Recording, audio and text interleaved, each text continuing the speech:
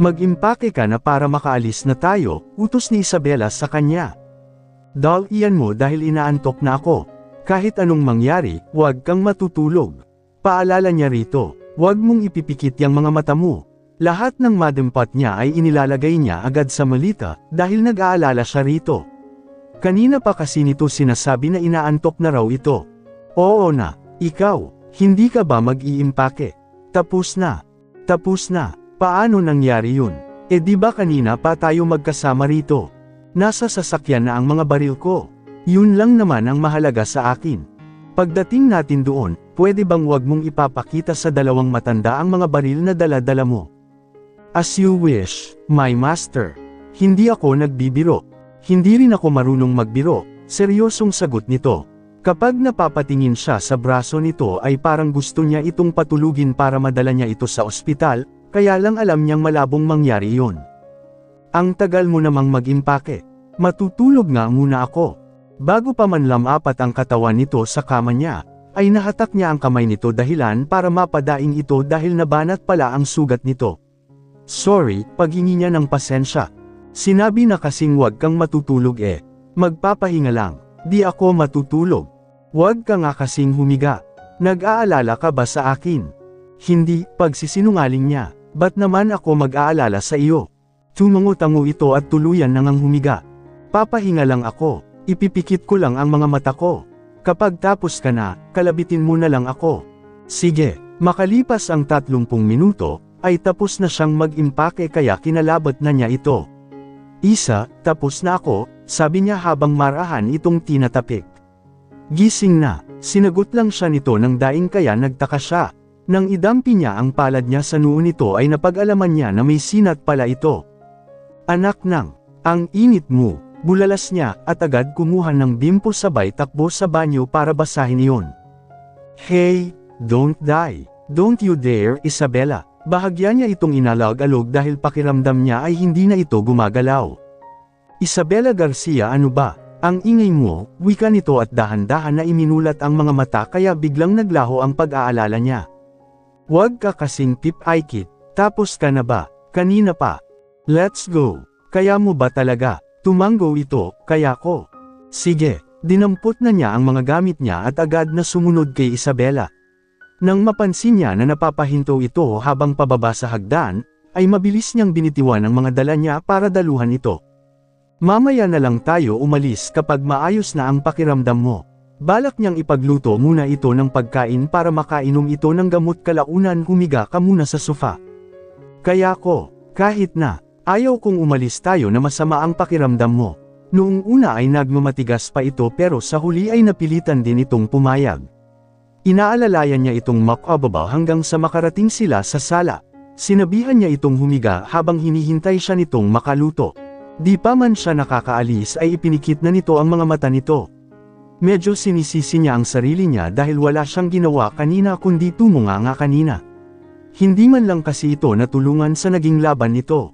Niwala man lang siyang napabagsak kahit isa. Magluluto lang ako ha. Hindi ito sumagot pero tumanggo ito. Sorry. Unti-unti nitong idinilat ang mga mata nito. Hindi kasi kita natulungan kanina kaya siguro nagkasakit ka. It's okay. Hindi okay yun. Nagugutom na ako, saad nito bigla. Magluto ka na please. Sige, habang papunta siya sa kusina ay palingon-lingon siya sa gawin nito, dahil baka pagbalik niya ay hindi na ito humihinga. Come on, hindi ako mamamatay sa ganito lang kaliit na sugat. Ayos lang ako, kaya wag kang lingon ng lingon. Hindi niya alam kung paano nito nalaman na lumilingon siya, gayong hindi naman nga ito nakatingin sa gawin niya. Ibang klase talaga, nang makarating sa kusina ay tinungo niya agad ang ref. Naghanap siya roon ng pwedeng iluto kahit hindi naman talaga siya gaanong marunong. Well, no choice siya dahil wala ang yaya niya, kaya kailangan niyang magluto kahit hindi siya gaanong marunong. Anong gusto mong kainin? Tanong niya, kung ano ang kaya mong lutuin. Bumangon ito at naglakad papunta rito sa kusina. Hey, doon ka lang. Humiga ka lang doon. Ang layo mo kaya hindi kita masyadong nakikita. Bakit kasi kailangan mo akong makita habang nagluluto? Nagkibit balikat ito. Wala lang. Sa dining table ito humiga kaya yumigkas ang kilay niya. Malamig pa naman ang lamesa. Malamig dyan, sabi niya. Dun ka na lang kasi sa sala. Hintayin mo na lang ako roon. Ayos lang ako rito. Humiga ito ng patagilid paarap sa kanya. Sige na, magluto ka na. Ang tigas ng ulo mo. Hindi niya matiis na nakahiga ito sa ibabaw ng lamesa ng walang kasapin-sapin, kaya naman kumuha muna siya ng blanket at unan para maging komportable ito.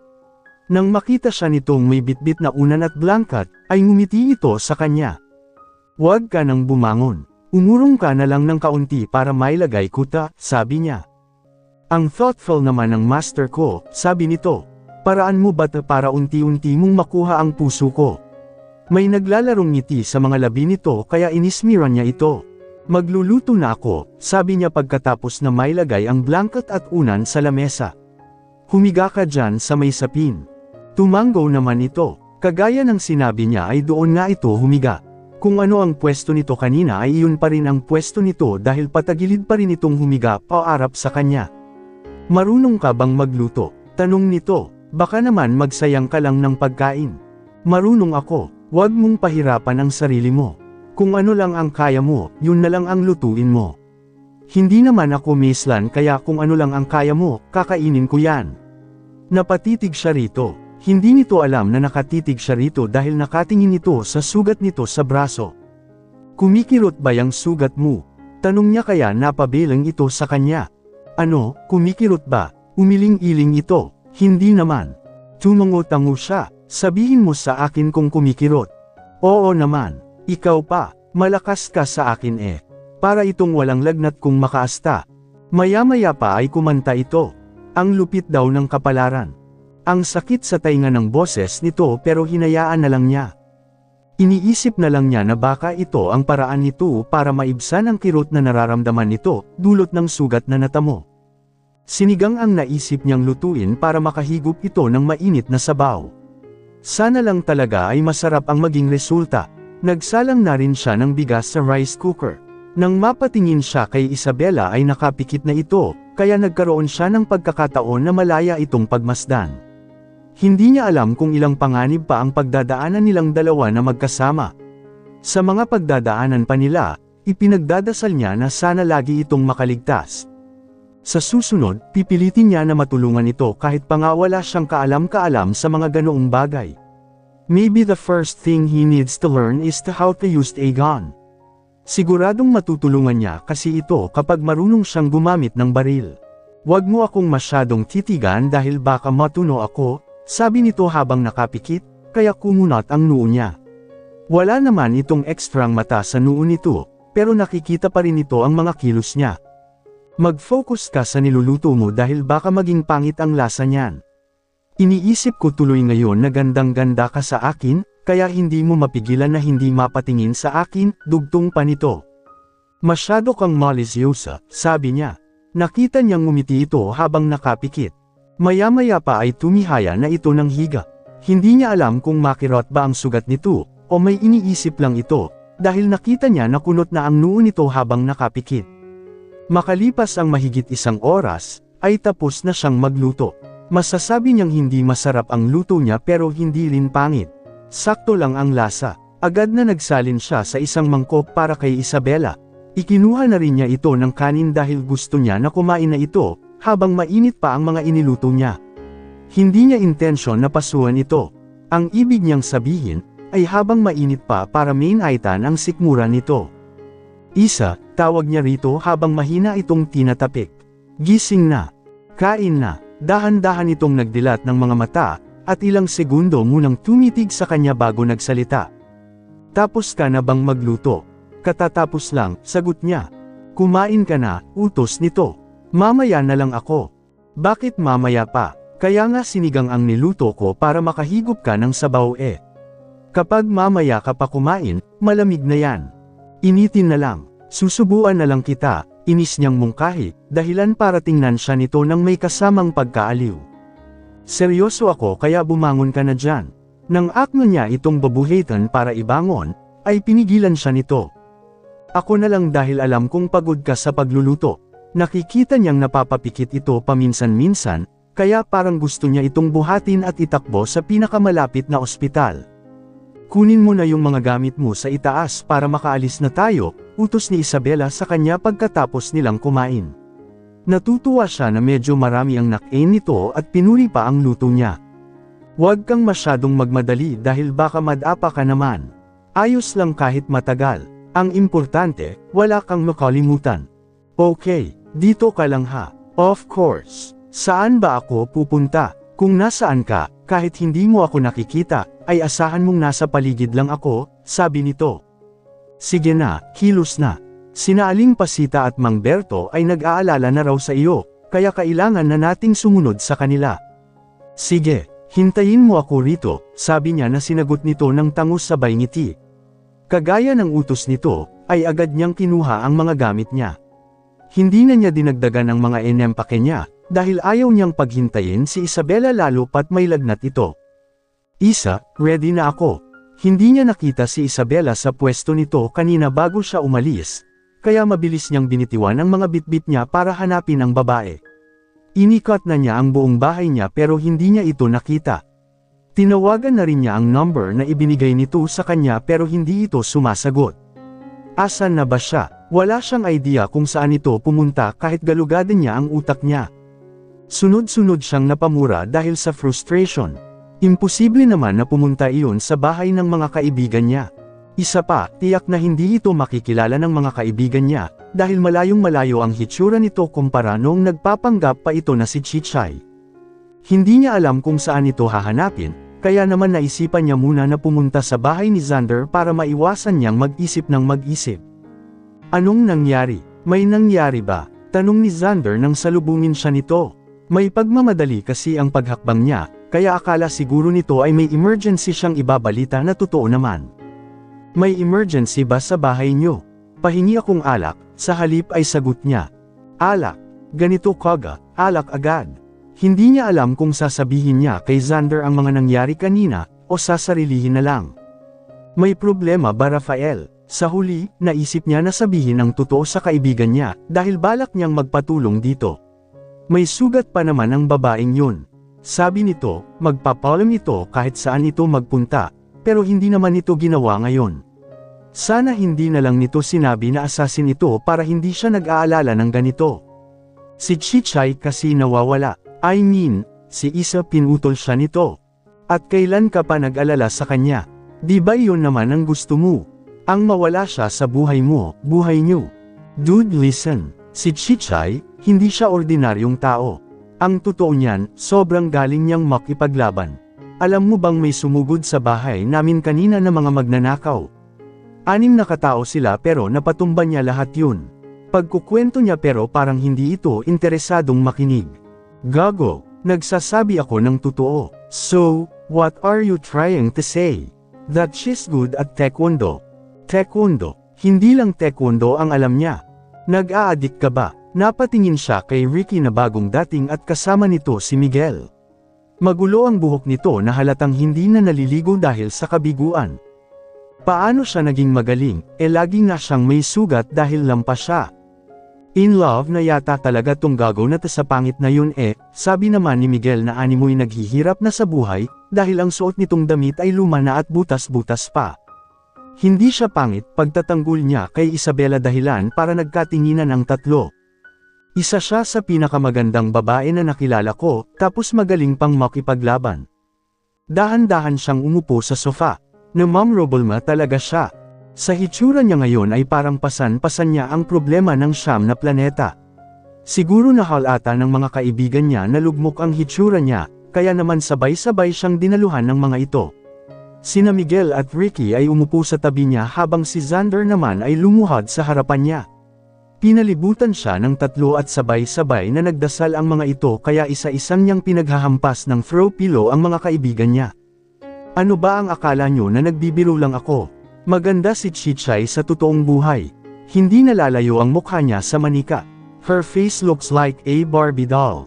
She has gray eyes, pointed nose, a perfect smile and beautiful skin. Napaubo si Miguel sabay ngiwi. Sina Xander at Ricky naman ay hindi may pinta ang mga mukha. Akala mo niregaluhan ang dalawa ng bomba.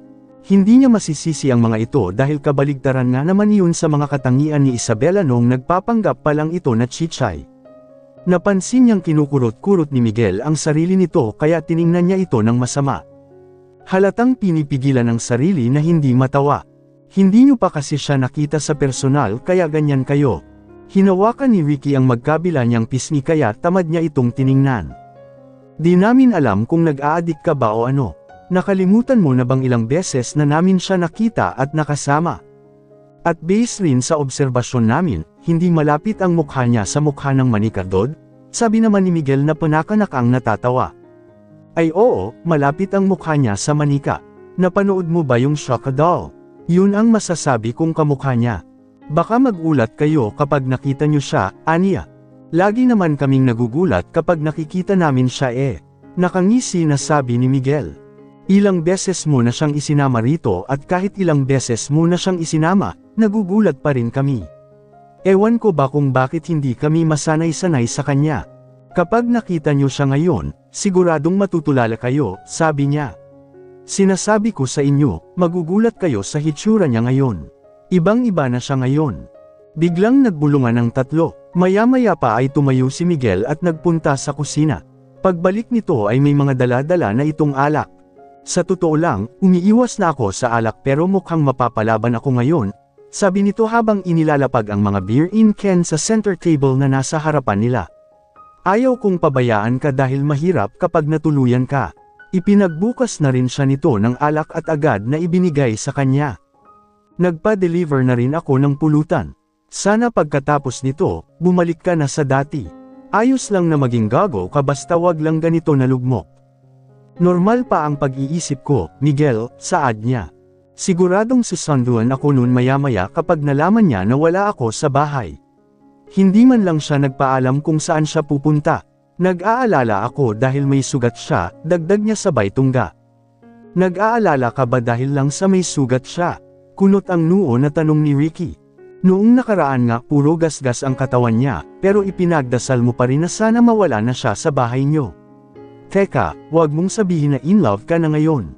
Hindi pa, matipid niyang sagot. Hindi pa, binatukan siya ni Ricky kaya bahagyang natapon ang iniinom niya. Hindi pa, ibig sabihin malaki ang pag-asa niya. Seryoso ka ba? Bakit? Ba't parang apektado kayo? Apektado kami dahil naaawa kami sa iyo. Wika ni Miguel. Hinihilot-hilot na nito ngayon ang braso niya. Dude, gamitin mo naman yung utak mo. Alam kong bobo ka, pero sana wag mo namang isagad-sagad. Kapag nagsama kayo, magiging kawawa ka lang. Lahat ng magiging problema nyo ay tiyak na ikaw lang ang magdadala. Gising dude, gising. Diretso niyang nilagok ang alak at hindi ito pinansin. Nakakatatlo na siya pero ang mga kaibigan niya ay hindi pa nakakaisa. Kung alam mo lang, umiling-iling siya, nagkaroon siya ng sugat dahil sa akin kaya nag-aalala ako, lalo pat umalis siya nang walang paabi. Nang maubos niya ang pangatlong beer in can ay hinarap niya si Ricky. Pwede mo ba akong turuan kung paano bumaril? Bakit? Balak mo na bang maging killer ngayon? Dude, seryoso ako. Ako na lang ang magtuturo sa iyo, presenta ni Xander. Marunong ka. Kaunti, wag na. Ang oras na igugugol mo sa pagtuturo sa akin, itulog mo na lang, sabi niya. Salamat na lang. Mas magiging masaya pa siguro ako kung aalagaan mo na lang yung kambal na maya't maya may mga sipon. Montecillo, seryoso talaga to. Seryoso ka talaga. Walang halong biro. Sunod-sunod na tanong ni Ricky sa kanya. Seryoso nga. Fine. I will teach you tomorrow. Tumango siya. Gago, wag. Pijal ni Miguel kay Ricky sabay turo sa kanya. Dadalhin mo lang sa kapahamakan tong kaibigan natin Hindi mo ba naisip na kapag natuto to, ay baka pagbabarilin nito lahat ng makasalubong nito? Ano ako, tanga? Gusto ko siyang tulungan at ipagtanggol kaya gusto kong matuto. Kanina kasi, wala man lang akong nagawa para matulungan siya. Kung marunong sana ako, di sana hindi siya nasaktan. Isabella's point of view. Nasaan si Peter? Galit na tanong niya sa lalaking nakatoka ngayon para magbantay sa gate ng Black World Organization o BWO. Ang BWO ay ang lugar kung saan nagti-training ang mga taong pinulot ng tatay-tatayan niya, para maging assassin sa hinaharap. Hindi naman lahat pinulot, pero karamihan sa mga ito ay sa kalsada lang kinuha. Simula noong 3 gulang pa lang siya, ay ito na ang naging tahanan niya, pero ngayon ay hindi niya alam kung matatawag niya pa ba itong tahanan. Si Peter, tanong niya kay Fiona nang makasalubong niya ito sa hallway. Isa ito sa mga batang kasamahan nila sa Assassin World. Nasa opisina niya po yata ate, magalang nitong sagot nito. Salamat, sagot niya nang hindi ngumingiti dito, dahil kanina pa umuusok ang sistema niya dahil sa sobrang inis. Ang Peter na tinutukoy niya ay ang matalik niyang kaibigan dito sa organisasyon, dahil kagaya niya ay napulot lang din ito na palaboy-laboy sa kalsada, hanggang sa tinuruan na maging dalubhasa sa pagpatay. Halos pareho sila ng kapalaran nito, dahil pareho silang wala ng mga magulang. Ang tanging kakampi lang talaga nila ay ang mga sarili nila. Habang papunta siya sa opisina nito ay inilabas niya ang dagger niya, na paulit-ulit niyang hinasak bago siya umalis sa bahay ni Rafael. Kapag nagkamali ito ng sagot sa itatanong niya, ay baka patamaan niya ito ng leeg kahit pa nga matalik niya itong kaibigan. Pagdating niya sa tapat ng opisina nito ay patadyak niya itong binuksan. Kagaya ng inaasahan, hindi man lang ito nagulat. Isabella, why are you here? Tapos na ba ang assignment mo? Nakangisi nitong tanong. Nandito ka na, ibig sabihin ba noon, napatay mo na siya? Walang kahirap-hirap niya itong nilapitan at mabilis na sinakaw sabay tutok ng dagger sa leeg nito. Who sent them, Miguel? Who? Kahit hindi na siya magkwento, ay alam niya na alam na nito ang bagay na tinutukoy niya. Wala akong alam, Bella. You knew me since then, kaya alam mo na hindi ako gagawa ng ikapapahamak mo. Seryoso nitong sagot, dahilan para mas lalong magtadyes ang mga bagang niya. Maybe your client sent them to you, para kumilos-kilos ka na. It's been months, what are your plans? Wala pa rin bang improvement? Mas lalo niyang idiniin ang dagger sa leeg nito. Ikaw lang ang pinagsasabihan ko sa lahat ng mga nangyayari, Peter. You're the only one who knows everything about my plans. Akala ko nagkataon lang, pero ilang beses nang may nangyayaring hindi maganda sa buhay niya. Sabihin mo nga, hindi ba kita dapat pagdudahan ha? Bakit mo ibinabato lahat ng sisi sa akin? Ang assignment mo ay patayin siya, hindi para alagaan siya, Bella. Ano bang problema mo? Mabait siyang tao, sumasalungat sa sinabi ng kliyente ko, Peter. Nandoon ako, kaya alam ko, mahina ngunit mariin niyang sabi.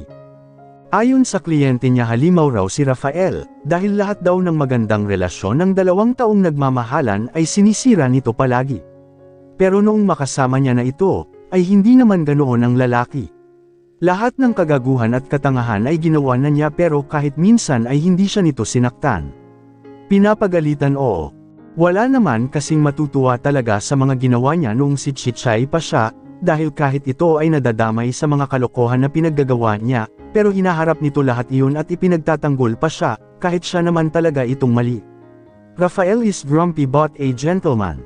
Iyon ang pinakasimpleng kahulugan ng pagkatao nito, dahil ilang beses niya itong sinubak pero hindi ito kumagat. Hindi na natin problema yun, Bella. Pasiga na rin itong sabi. Sumusunod lang tayo sa utos at alam mo yun. Kung sinabi ng ating kliyente na kailangan nating patayin ang taong iyon, dapat nating gawin ito ng walang pag-aalinlangan. Ninisihan niya ito. Tinanggal na rin niya ang dagger sa leeg nito at pinalitan iyon ng armas sabay tapat sa dibdib nito. Hindi kasi siya naniniwala na wala itong alam na sinugod sila ng mga hindi nakikilalang lalaki kani-kanina lang, dahil connected sa laptop nito ang ilan sa mga surveillance camera na ikinabot niya sa bahay ni Rafael. Inaasahan niya kasi natatawagan siya nito kung anuman ang mapansin nito na kakaiba, pero hindi nangyari iyon lahat kanina.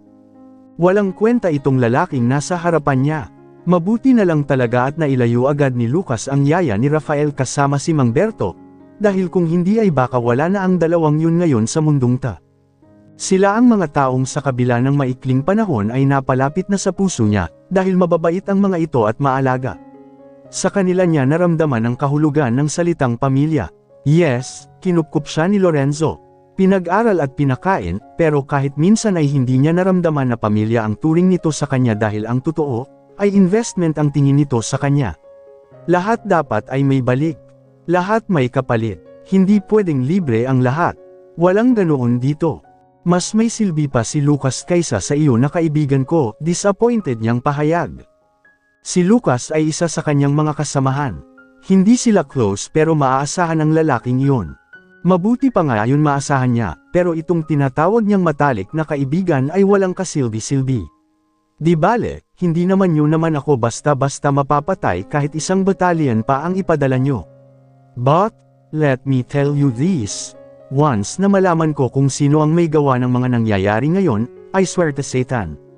I will kill them without mercy, kaya kung kilala mo sila, paki-warningan sila, para hindi na sila magulat kapag lumitaw ako sa harap nila balang araw. Nang mapansin nito na may sugat siya sa braso niya ay biglang nanlambot ang hitsura nito. Nang akamang hahawakan nito ang braso ay bahagya siyang lumayo rito. What happened? Ibinaba na niya ang baril niya at itinago niya na iyon sa bulsa niya. Don't pretend that you don't know anything, Peter. Pakitawagan ang kliyente na nakakausap mo palagi. Tell him to meet me anytime at siya ang uunahin ko, mapanganib niyang sabi rito. Yung perang ibinayad niya, pakibalik na lang. I can't do that, Bella, sabi nito at napatayo na rin ito sa swivel na kinauupuan nito. I can't disobey our law here and you know that. Not my problem, matigas niyang sabi at tinalikuran na ito. Bago siya tuluyang lumabas ay nagsalita ito, dahilan para mapahinto siya sa paghakbang. Nagugustuhan mo na ba siya? Tanong nito sa malalim na boses. Hindi siya sumagot. Kaya ka ba nandito dahil sa kanya, Bella? Alam mong hindi pwede yan kaya habang maaga pa, ay tapusin mo na siya para hindi ka mapahamak. Hindi tayo ipinanganak para lang magmahal, Bella. Hinarap niya ito at matalim ito na tiningnan. May problema ka ba roon? Kung nagugustuhan ko man siya, wala ka na roon, Peter. Di na yun sakop ng trabaho mo. Malungkot itong tumingin sa kanya. Hindi tayong pwedeng magmahal at alam mo yan, Bella. Ang mga kilos natin ay limitado lang din. If we love someone, mapapahamak lang sila. Kumuyam ang kamao niya dahil may punto ito. Hindi ko sinabing mahal ko siya, Peter. Oo, hindi mo sinabing mahal mo siya pero inaalala mo ang kaligtasan niya. Anong tawag mo dyan? Nagmamalasakit lang. Huwag mo akong lokohin dahil hindi ako maniniwala. Bahala ka kung yan ang gustong mong paniwalaan. Aalis na ako. Tinalikuran niya na ulit ito pero bago siya tuluyang makalabas ng pinto nito, ay pinigilan siya nito. Huwag kang gagawa ng mga bagay na pwede mong ikapahamak, Bella. Uulanan siya ng panganib at disgrasya dahil sa ginagawa mong yan, at hindi sa lahat ng oras ay kaya mo siyang protektahan, wika nito na may kasamang babala. Kailangan mo siyang patayin para sa kaligtasan mo, Bella. Hinarap niya ito at sinakal. Subukan nyo. Kapag may nangyari sa kanya o sa mga kaibigan niya ay uubusin ko kayong lahat dito. Wag na wag niyong pakikialaman ang plano ko dahil darating tayo dyan. Assignment ko, diskarte ko, kaya wag kang magulo. Pabalya niyang binitiwan ang leeg nito at tuloy-tuloy nang umalis. Pagdating niya sa sasakyan niya, ay tiningnan niya ang cellphone niya. Mayroong 100 missed call mula kay Rafael kaya agad niya itong tinawagan. Hello, Isa, nasaan ka? Tanong nito na para bang lasing na ito. Kanina pa kita tinatawagan, ba't di ka sumasagot? Nagpapaturo ako ngayon sa kaibigan ko kung paano bumaril, para matulungan kita sa mga susunod na araw. Nang makarinig siya ng putok, ay mahigpit niyang nahawakan ang cellphone niya. Nasaan ka? Tanong niya. Sino ang kasama mo? Ba't umalis ka sa bahay mo? Wala ka eh. Wala akong kasama kaya pumunta muna ako dito sa bahay nila Xander. Uminom ka ba? Tumawa ito mula sa kabilang linya. Halatang lasing na talaga. Hindi pa pero papunta na roon. Nasaan ka na kasi? Bumili lang ng pagkain, pagdadahilan niya. Wala kasi tayong babaunan sa biyahe eh. Ibinili ko na rin kasi si Mang Berto at Aling Pasita ng pasalubong kaya medyo natagalan ako. Matagal ka pa ba? Kanina pa ako nag-aalala eh. Ang sabi mo, magpapaalam ka na kapag umalis ka. Bakit di mo ginawa ngayon? Yung sugat mo baka dumudugo na. Sana ako na lang inutusan mong bumili ng pagkain sa labas. Alam mo nang ang delikado, lumabas-labas ka pa. Lasing ka na kaya tama na yan. Narinig niyang sabi ni Ricky dito. Napakagago mo, nababaliw ka na talaga. Huwag kang maingay dahil may kausap ako, Ricky. Hindi ko natuloy siya marinig, pabalik na sigaw ni Rafael sa kaibigan nito. Isa, umuwi ka na. Hintayin mo ako dyan. Papunta na ako, aniya at pinatay na ang linya bago pinaharurot ang sasakyan niya papunta sa bahay ni Xander kung saan naroon si Rafael.